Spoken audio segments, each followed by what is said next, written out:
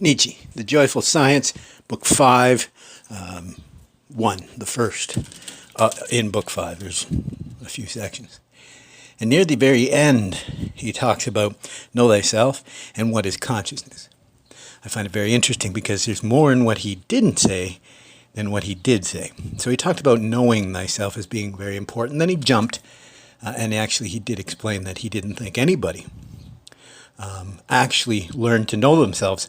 And the note I made, it seems that he's referencing Jung's persona, or Jung is referencing this idea that most people attach to a construct, theater, kind of like the Japanese idea of you wear three faces, right?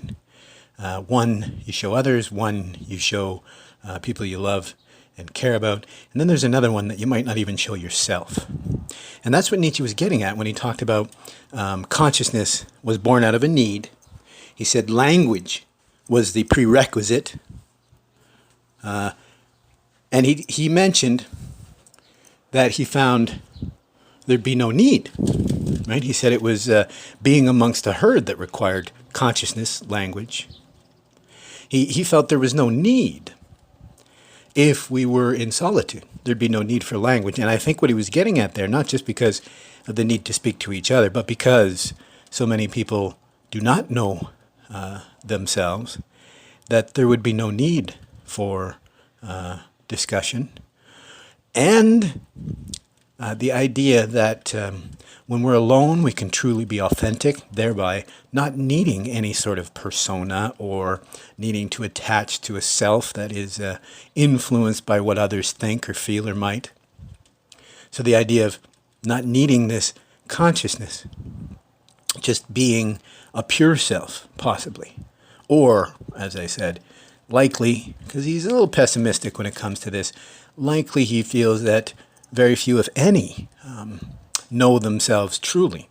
Because he says that many times over, that he says, well, even the title of his book, Zarathustra, is a book for all and none. This idea that there's very few who are actually going to understand, want to understand, put into practice, and achieve some modicum of success on this path. So yeah, I thought I would just mention that because it's honestly not that different from how Douglas Hofstadter wanted to explain that the self is this strange loop, a recursive loop, right? Self-referential. It is not that different. But Nietzsche gets to the theory of the Atman much more closely because, again, the concept of self that we attach to is a construct in the sense that it's a storehouse, like I just mentioned recently, the alaya vijnana. It's just a storehouse of our preferences, like a configuration file in computers. And in Vedanta, in this idea of the Atman, this not a soul, not a personal soul, but more like Jung's collective unconscious, and that collective unconscious is what we draw down, a little piece of it, and we use it to power ourselves, that recursive loop. So we think it's special and different and individual.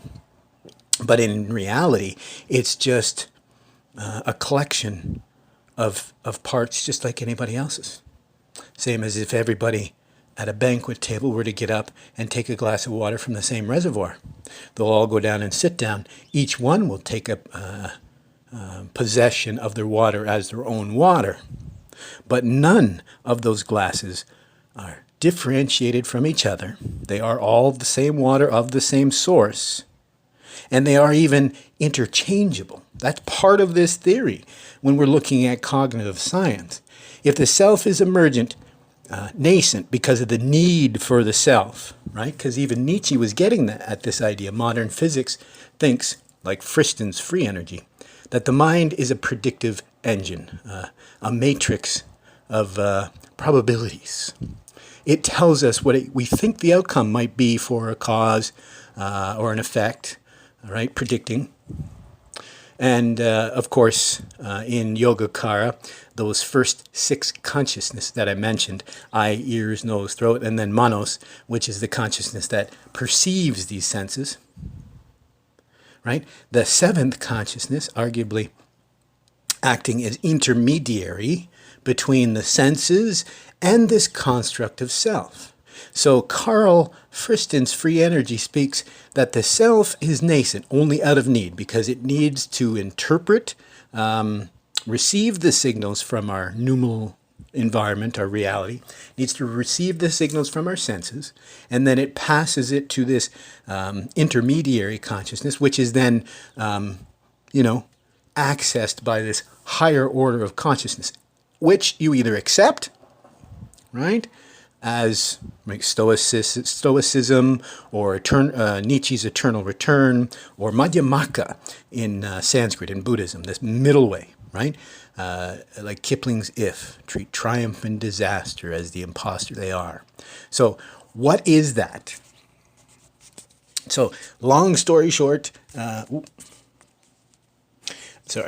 long story short, be it Emerson, Whitman, Nietzsche, Tolstoy, even Dostoevsky's Tales from the Underground is speaking to the same thing. He's speaking from a basement, so it could either be the underworld, right? He's already passed away, or he's not part of the real world, or it could be an allegory for the sense that you're not living life authentically. So are you really living? It's actually, what was that movie? It's actually The Gray, and I don't know where the poem came from, but it just said, live for today, and die today, something like that. This idea that unless we truly live, is there any reason, right? Does existence have a meaning in a sense? I digress. But if anyone stayed this long, I appreciate it. Long story short, just making some notes on the essential nature of self.